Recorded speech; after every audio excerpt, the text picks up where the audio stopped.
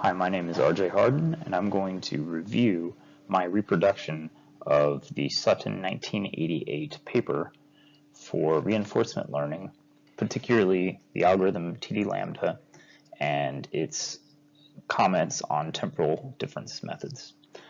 And I'm reproducing an experiment where a random walk was done across different states, and TD Lambda algorithms were run with varying degrees of lambda and alpha. And we are interested in what this shows us about the effectiveness of temporal difference methods and what we can see for different arguments given. So what is TD Lambda? It is a combination of supervised learning approaches where we consider the value of a current state based on the final state, and also approaches where we consider only the state ahead of us, a one-state lookup. We then we consider everything in between, where we look 2 steps ahead, 3 steps ahead, and we weigh all of these values or these results that we get so that the result is 1, and we get sort of a composite, almost forced view, an ensemble view of the value of a state given a sequence of events. What did we reproduce? We reproduced a random walk. So in his experiment, there were 6 states, and we were interested in the probability of arriving at the terminal state given our wherever state we were at that time.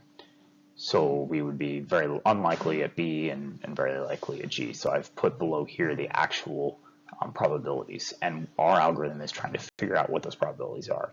We generated 100 training sets, and each one of 10 randomly generated sequences.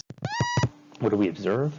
We saw the following, that the overall shape of our results corresponded with Sutton's results, that we noted that when TD is equal to 1, so the classical supervised learning setting, that the performance was worst, and that when TD0 was the lowest, it was almost the best, but the minimum was a bit off. We also observed that for experiment 1, that when you're doing a batch update, that the results are, and you're continually reintroducing the data, the results are very good. When you only show the algorithm data once and you constantly are updating the weight vector, the results are still good, and our results are very closely matched. However, our error function is actually a bit better than Sutton's published. I have 2 ideas on why this could be, and it's related to the assumptions I made. So Sutton in the first experiment noted that batched updates were applied, but he didn't say how, and I performed an average, which I noted in the paper, of the weight updates that were calculated over the time the training set was seen.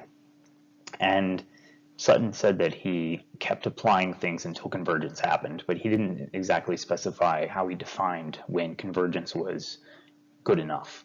So I ran it quite a bit, and I wonder whether by expecting a very high degree of convergence, that maybe my error function was brought down even further. I'm not sure though.